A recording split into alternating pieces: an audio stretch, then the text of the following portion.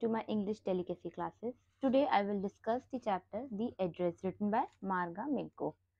Actually ये जो story है ये हॉलैंड के टाइम में सेट है और जब ये स्टोरी में बात हो रही है तो उस टाइम वहाँ पे वॉर चल रहा था। एक्चुअली हिटलर को आप सभी जानते होंगे। हिटलर ने ज्यूइश लोगों जो हैं उनको कंसंट्रेशन कैंप्स में ले जाते थे और उनके अगेंस्ट ये वॉर था। तो जो स्टोरी के नरेटर हैं, जो ऑथर है, वो खुद भी ज्यू हैं। तो उन्होंने इस वॉर में पार्ट लिया और जब उन्होंने इस वॉर में पार्ट लिया तो वहाँ का एटमॉस्फेयर काफ़ी ज़्यादा ख़राब चल रहा था और जो वहाँ के लोग थे उनके मन में ये डर था कि उनके मेंबर्स जो कि गए हैं वॉर पे क्या वो वापस आएँगे या नहीं। तो एक्चुअली ये जो स्टोरी है ये ऑटोबायोग्राफिकल है। यहाँ पे ऑथरेस ने अपने बारे में कुछ बताया है। तो वो ये कहती हैं कि जब वो वॉर में गई थी, तो उनकी जो मदर हैं, वो इस बात से डर गई थी कि अब अगर मान लीजिए ऑथरेस वापस ना आई या फिर उनको कुछ हो गया या उनको भी कंसंट्रेशन कैंप में ले जाया गया, क्योंकि वो भी ज्यू थी। तो जो उनके घर में जो प्रेशियस बिलोंगिंग्स है, जो उन कीमती सामान रखा है, उसका क्या होगा? तो उन्होंने ये बात सोची, तो उन्होंने ये डिसाइड किया कि वो अपने सामान को मिसेस स्टॉर्लिंग के घर पे रख देंगी अपनी सेफ्टी के लिए। और जब सब कुछ ठीक हो जाएगा, जब वो कैंप से वापस आएँगी या उनकी डॉटर जब वापस आ जाएँगी, तो वो चीज़ें ले लेंगी। तो उन्होंने कुछ इसी तरीके से किया। तो इस इंसिडेंट को काफ़ी साल बीत जाते हैं और जब ऑथरस अपने घर वापस आती हैं, तो वो मिसेस स्टॉर्लिंग के घर जाती हैं। तो जब वो पहली बार उनके घर जाती हैं, तो वो उनसे पूछती हैं कि क्या ये मिसेस स्टॉर्लिंग का घर है? तो जब मिसेस स्टॉर्लिंग उसे देखती हैं, एक्चुअली अब उनके माइंड में, मिसेस स्टॉर्लिंग के माइंड में उन्हें बिट्रे करने का, चीट करने के थॉट्स आ गए थे, क्योंकि वो चीज़ें काफ़ी ज़्यादा प्रेशियस थी, एंटीक्स चीज़ें थी। तो उन्होंने पहले तो उसे पहचानने से मना कर दिया, तो ऑथरस को लगा कि शायद वो रॉन्ग एड्रेस पे आई हूँ। लेकिन थोड़ी देर बाद उन्होंने क्या देखा कि जो लेडी थी, मीन्स की मिसेस स्टॉर्लिंग, वो उनकी मदर का वही ग्रीन नीटेड कार्डिगन पहने हुई थी।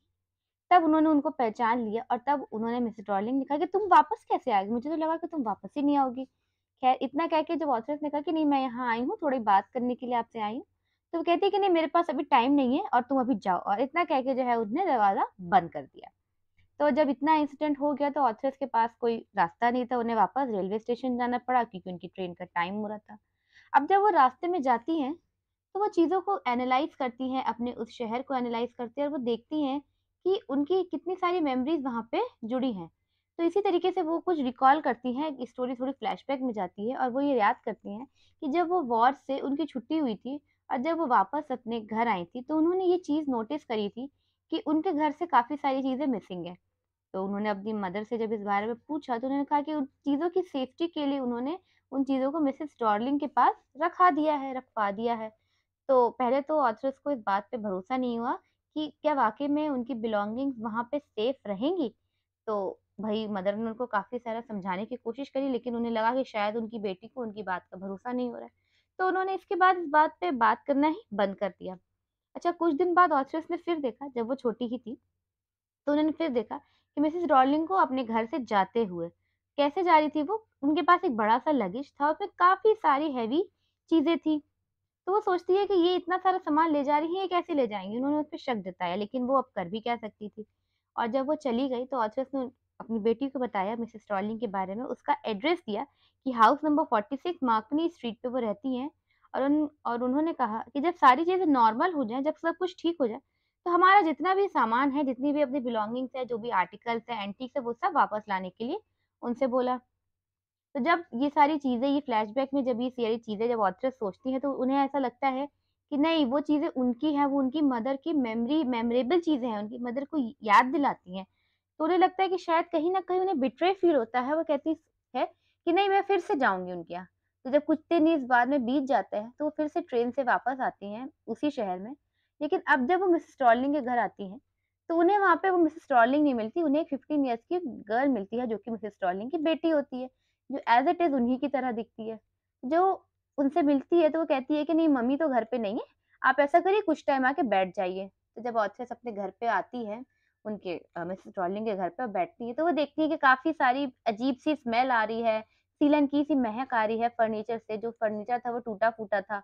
और वो एक चीज़ नोटिस करती हैं कि जो टेबल क्लॉथ था, वो उन्हीं का टेबल क्लॉथ था जो उनकी मदर ने बनाया था। तो उन्हें एक बार डाउट होता है, तो उसे चेक करने के लिए वो क्या करती हैं, उस टेबल को अच्छी तरीके से टच करती हैं, देखती हैं, उन्हें मिल जाता है वो मार्क। किस चीज़ का मार्क होता है? बर्न्ड मार्क होता है। एक एज से वो टेबल क्लॉथ थोड़ा-सा जल जाता है, जिसे उनकी मदर कभी भी रिपेयर नहीं कर पाई थी। और जब उन्हें वो बर्न्ड मार्क मिल जाता है, तब वो घर की बाकी चीज़ों को भी गौर करती हैं। उन्हें वहाँ पे कैंडल होल्डर नज़र आता है, जो उनका फर्नीचर था, वो थोड़ा-सा ब्रोकन कंडीशन में नज़र आता है, कटलरी नज़र आती है और ऐसी बहुत सारी चीज़ें।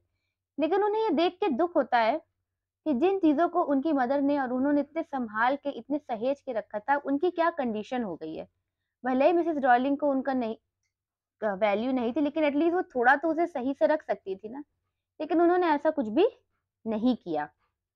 तो ये देख के वो काफ़ी डिसहार्टेंड होती है और इतने में जो मिसेज़ डॉर्लिंग की डॉटर होती है, वो ऑथर्स के लिए टी लेकर आती है। एक्चुअली जब वो चाय लाती है, तो उसी टी पॉट में, उसी कप में वो टी पॉट लाती है जो कि ऑथरस का होता है। वो सिल्वर स्पून्स होते हैं। वो व्हाइट टी पॉट, वो व्हाइट कप्स वो ऑथरस भुला नहीं सकती हैं। वो उसको देखती है, तो वो फिर से एक पुरानी याद में जाती हैं। उन्हें याद आता है कि एक बार की बात है, जब वो अपने घर आई थी, तो उनकी मदर ने उनसे कहा था सिल्वर कटलरी को पेंट करने के लिए। और एक्चुअली ये बात वो याद करती है, तो वो जब मिसेस डॉर्लिंग की डॉटर को ये बात बताती हैं, तो वो ये कहती है कि उसे खुद भी नहीं पता होता है कि उसके घर में जो ये कटलरी है, जो कि ये स्पून्स और फोर्क्स हैं, वो वाक़ई में सिल्वर के हैं। और देन थोड़ी देर बाद ऑथर को डिसाइड करती है कि अब वो इस एड्रेस को भूल जाएगी और वहाँ से निकल जाती है। तो ऑथर्स ऐसा क्यों करती हैं? एक्चुअली वो इसका एक रीज़न देती हैं। वो ये कहती हैं कि जितने भी आर्टिकल्स हैं, जब उनकी घर पे थे, तो उनकी मदर बहुत अच्छे से रखती थी, तब वो उनके थे। लेकिन जैसे ही वो आर्टिकल्स उनके मिसेस डॉर्लिंग के घर पे आए, तो वो चेंज हो गए। उनके अपीयरेंस चेंज हो गई, उनकी कंडीशन चेंज हो गई। तो अब वो और ज़्यादा उन्हें उनकी याद नहीं दिलाते हैं, जबकि अब उन्हें उन्हें देख के तब एक पेन होता है, एक तकलीफ होती है। और फिर एक रीज़न वो और देती हैं कि अब क्योंकि वॉर हुआ है, वॉर के बाद कंडीशंस काफ़ी बदल गई हैं, अब उनका पुराना घर भी नहीं रहा। अब वो एक कमरे वाले घर में रहती हैं, जहाँ पे वो कहती है कि शायद ही इतना सारा सामान आ पाए। तो वो सोचती है कि अपने आप को उन चीज़ों को वापस मैं लाऊँ, मिसेस डॉर्लिंग से बहस करूँ या इस तरीके से उनसे कुछ बात कहूँ, उल्टा वो कुछ बात कहे, तो इससे पेन से ज़्यादा कुछ नहीं होगा। पहले तो उन्हें ये प्रॉब्लम होगी कि अपनी चीज़ों को वापस लाने में, दूसरा जब वो उनको वापस ले आएँगी तो अपने उस छोटे से रूप में एडजस्ट नहीं कर पाएँगी और एडजस्ट कर भी लिए तो वो जितना उन चीज़ों को देखेंगी उन्हें दुःख होगा, क्योंकि वो उनकी मदर की याद दिलाएगी जो कि अब इस दुनिया में नहीं है। वो उन चीज़ों को जब पूरा कंडीशन देखेंगी, तो उनको वो याद दिलाएगा कि चीज़ें कभी उनकी हुआ करती थी जो कि इतनी अच्छी कंडीशन में थी। तो अपने आप को इतना दुःख देने से अच्छा है अच्छे से डिसाइड करती हैं कि उसे भूल जाते हैं। एक्चुअली कभी-कभी ये लाइफ़ का इंसिडेंट है।